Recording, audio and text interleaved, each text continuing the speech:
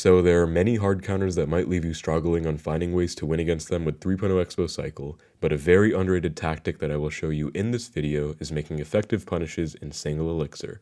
As you can see here, I was able to win against Elixir Golem Monk, as well as 2 Mortar Miner matchups, all of which are very hard decks to play against with 3.0 Xbow cycle, and I'll be walking you through my strategy and thought process in these games. So for some context, I'm currently just about top 1000 in the world. I reached Ultimate Champion live on my stream earlier today, got a 95% win rate, and I've pushed up 500 medals with 3.0 Xbow today. So these are just some of my highlight matches. So let's get right into our first game, which is against Golem Monk.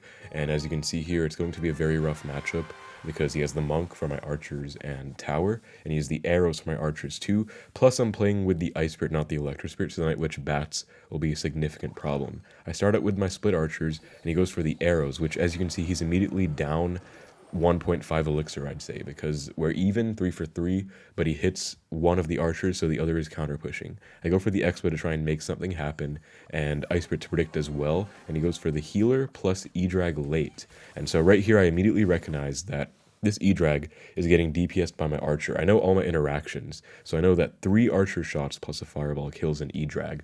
So I realize that even though the healer might heal up this E-Drag, if I can nuke it just in time with the archer getting some damage on it too, I can take it out before it actually takes my Expo out. And so what I do is I immediately fireball the healer plus E-Drag, both of them get melted, and I'm left with a very successful Expo lock, which is pretty much taking most of his tower now. He's forced to respond, maybe a Monk to deflect the Expo, a Rage, a Night Witch, which I would defend. As you can see, I was hovering my Knight ready to defend against anything he played, but he just kind of lets it go, typical Golem player fashion, and goes all in with the Golem push. So just to reiterate, I split my archers, went Expo because he went arrows and I had 1 archer counter pushing, and knowing my interactions, I went for a very nice punish and was able to take his tower because he didn't go for the Monk in time. He went for the healer E-Drag, which is a good counter anyways. But right here I'm also going to show you all my defensive sequences. I save my archers to target the E-Golem after it goes in front of the Monk, because you don't want to take that out early and kind of let the Monk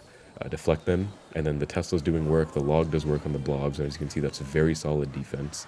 I do have my Evo archers available too right now, which, say I wanted to punish him and go for an Expo if I didn't get a huge lock earlier, I'd be able to do so right now, because if I go Expo, he goes like low E-Golem or maybe even Barbarians. He doesn't have arrows and cycles. If I wanted to, I could easily go for my Expo and Evo Archers to punish him right now. But instead, I'm just kind of saving and playing some waiting moves. I don't want to waste my Expo or my Evo Archers. Just go for a Tesla in the middle, because I'd rather save my Evo Archers to DPS down his push.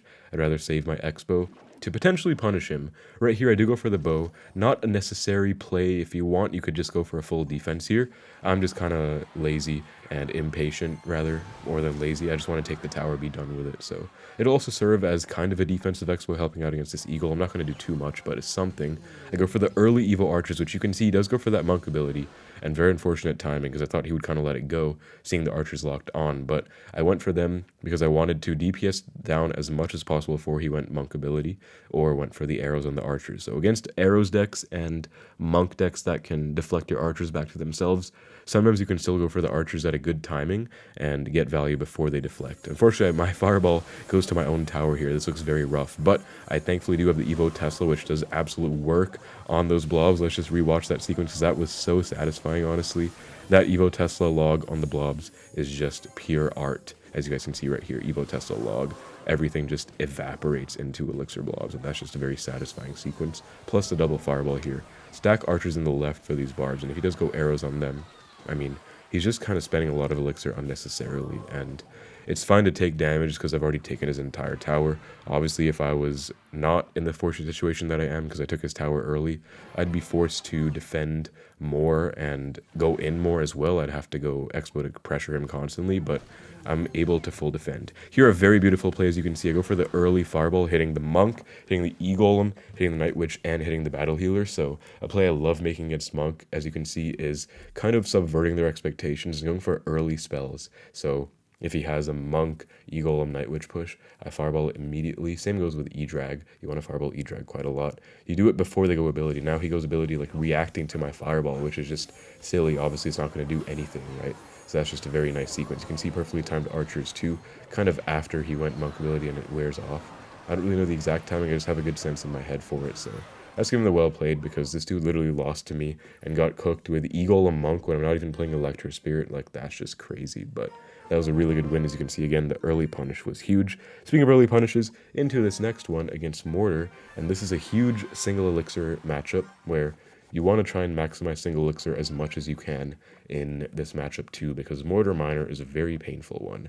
And if they're smart, they can just spam defensive mortars and defend against you the whole game. So what you really want to do as the Xbow player is try and outcycle them, punish them in single. Here I go for a fireball, hoping that is splash yard and just thinking we'll get a free fireball, but unfortunately is playing miner mortar, so I'm like, okay, it's not splash yard. And I realized that I'm down a lot of elixir after going for this knight, so I was thinking I would maybe get punished, but he just goes for, I believe, a low cannon cart, yeah. And I don't go for the Xbow because I think he's playing Goblin-Stein, you know, that's a pretty common version these days, so I instead go for the Debo, because if I go for a center Tesla, he can just mortar the bridge, and I won't be able to defend it.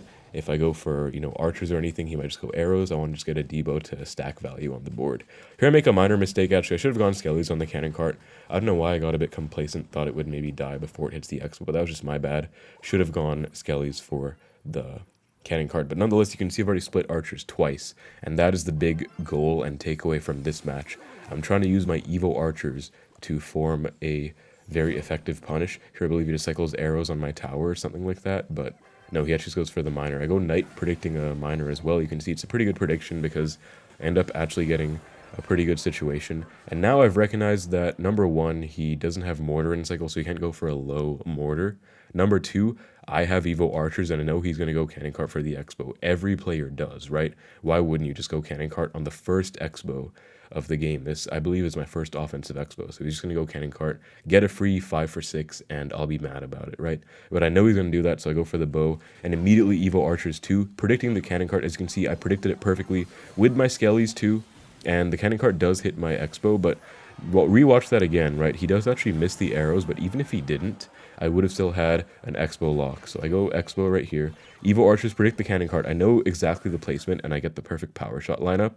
And I go Skellies to tank a cannon cart hit as well. So you can see that even when the arrows hit, that cannon cart is down to pretty much second form, and it would have gotten taken out. I would have gotten Xbow lock right here. So even though that unfortunately was not the best defense by him, you know, my opponent messed up his arrows, that was still a good punish, and I still would have gotten a lock even if I didn't get lucky with the arrows missing my archers, and that still would have been game. So right here, he just kind of gives up, and we take the 3 crown because there's no way he's coming back from position like this. Now you will see the exact same thing in the last game I want to show you guys. But again, the key is single elixir punishes. Knowing their exact cycle helps as well. And knowing their playstyles, but again, just by having experience is very useful too. See, I was just cooking on ladder right here.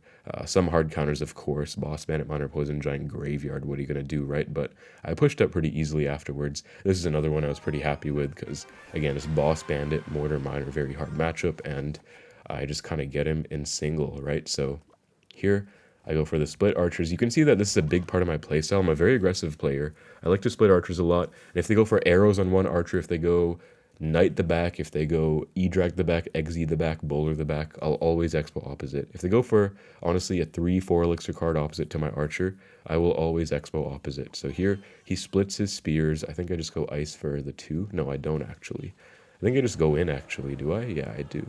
And now he goes arrows. So you can see that because he went for the arrows, I'm even more incentivized to commit to this bow. It's the same exact pattern that you saw in the first match where I want to punish him because I'm technically up elixir. I have an archer. It's a 3 for 3, but I still have one archer surviving. He only takes 1 out. I actually don't really like that play, honestly, as the mortar play. I think it's kind of a bad play, but it seems like a lot of people do this even around the top 1,000 range. So you guys down in mid-ladder or unranked or top 10k, top 5k will definitely face players that do this or make even worse plays. But here, I know that he's going to have some kind of counter, so a very good play. You don't want to predict Knight in front of the Expo. It's too early to do so. So instead, I predict Ice Spirit, as you can see. And I knew it was going to be a cannon cart because I had a feeling it was going to be Mortar. So I go for the Ice Spirit in this perfect placement, blocking the cannon cart. If it went like over here, it might have missed the block actually. So I blocked the cannon cart successfully. and then I immediately react fast with a knight, get that down, and this archer's helping out. He goes for the log, trying to, catch me off guard and be sneaky with it, or goes for the gang rather. I just go for the log immediately, and now he's done. He can go bats, bridge, he can go miner, he does go bats. I just go skellies and archers, and I DPS down everything. The archer tanks a bit, even though it's a bit of an overcommit. It's worth it because now I've won the game off of that punish. So as you can see again, it's all about kind of just taking advantage of their cycle or taking advantage of your own. In the E-Golem game at the start, it was me abusing his E-Drag healer push and me knowing my exact interactions to get the fireball to kill the E-Drag.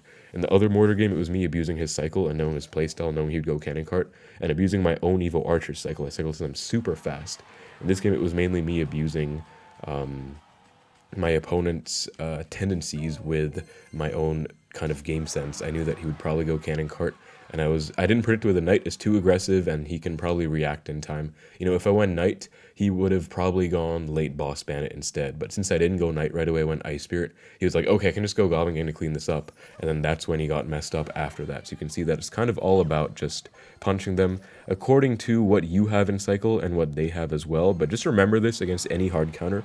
Single Elixir is really the way to go, especially against beatdown, but even other cycle decks like Miner Poison and Mortar Miner. So hopefully this tip helps you guys out, and hopefully these examples help you as well, just some of my top 1000 gameplay. And all the best with your games against hard counters.